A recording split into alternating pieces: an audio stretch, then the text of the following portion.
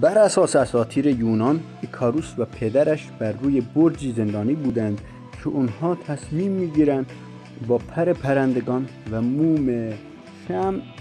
بالهای بزرگی درست کنند و از روی اون برج فرار کنند، اما باید دور از آب و دور از خورشید پرواز می‌کردند تا بالشون سالم میموند و فقط اجازه داشتند در وسط آسمون پرواز کنند. اینطور شد که اونها تصمیم گرفتند نقشه خودشون رو عملی کنند و فرار کردند. در میانه آسمان بودند که ایکاروس از پرواز کردن خودش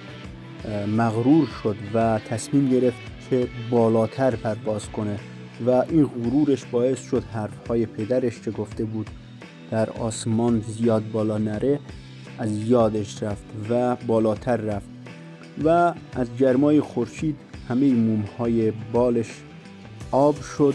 و اون افتاد و در دریا غرق شد. بر اساس این افسانه مجسمه‌های زیادی از ایکاروس ساخته شده و هدف از ساخت اون اینه که افراد به یاد داشته باشند که از غرور دوری کنند